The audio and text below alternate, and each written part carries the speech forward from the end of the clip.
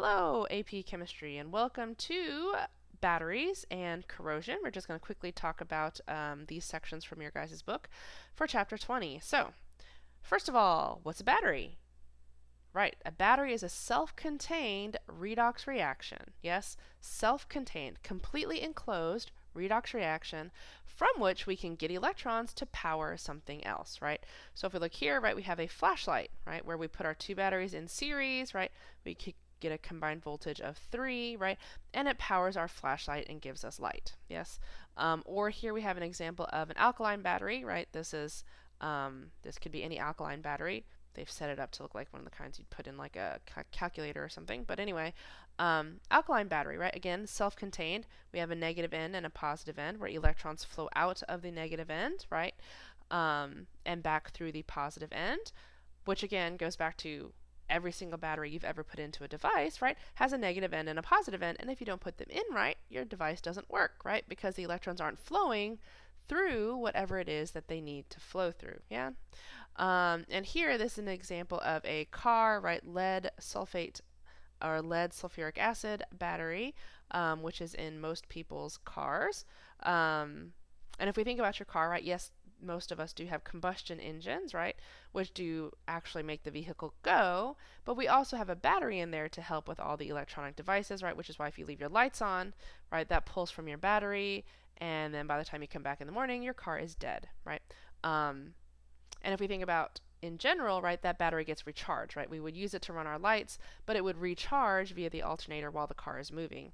But that can't happen if your car is just running off its battery all night long.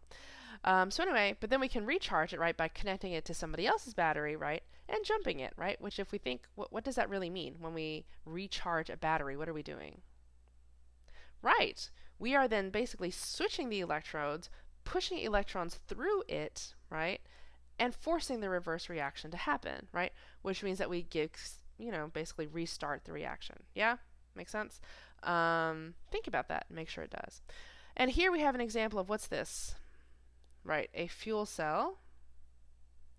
And specifically, this is a hydrogen fuel cell, where what differentiates a fuel cell from a battery? Right, the self-contained nature, right? All of these are just grab and go, right? Fuel cells need an input of fuel in order to work, right? Just like, I don't know, I can't think of anything. But we have to constantly have an input of H2 in order for this to produce a voltage. Yes? Does that make sense? All right, so these are some of the wonderful applications of electrochemistry to your everyday life, because without batteries, we would have far fewer toys. Okay, corrosion, another side effect of spontaneous electrochemical processes, right? Where here, what it's talking about is we have solid iron, okay, which then oxidizes, right? And if we think about what that means, right, oxidation means it becomes a more positive oxidation state, which means that instead of having solid iron, now we have iron ions, okay? And those iron ions, once they're oxidized, are then free to react with oxygen via redox processes to produce rust iron oxide, right? And what your book talks about is really neat, right? How we get the pitting, where the pitting is just the disappearing of my solid, right? And then we get the rust formation, right? Or where the oxidation occurs is separate from where the reduction occurs, right? And the reason that this happens is because the electrons can move through the metal, right? Which is why this is a unique thing for metals, right? As opposed to plastic, for example. If you can leave plastic stuff outside for a very, very long time, and it's never going to rust because it's not going to undergo these same reactions, right? Electrons aren't going to transfer through your plastic, right? To get this process to happen, right? If left outside forever, most plastic does get gross also via a different set of reactions.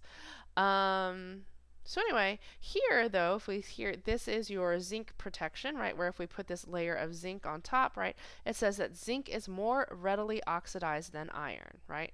And if we think about what that means, right, zinc, iron, where's the iron reaction? Iron, right? Zinc is more readily oxidized than iron, right? So if we look at my solids, zinc is more negative, which means that going in this direction, has a positive 0.76, this has a positive 0.44, right? Which means that this is more readily oxidized. Yeah, makes sense? All right, so since zinc is more readily oxidized, right, that is what's going to lose electrons, right? And then we'll get the traveling of my electrons, and we get our oxidation of just oxygen over here, right? Which then protects the iron, which means that we're not going to constantly lose our solid over time, right?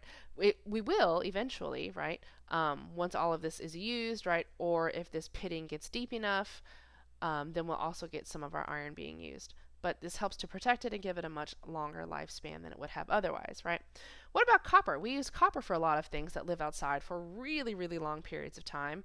Why isn't that an issue? Right. If we go back to our table, right, if we look for copper,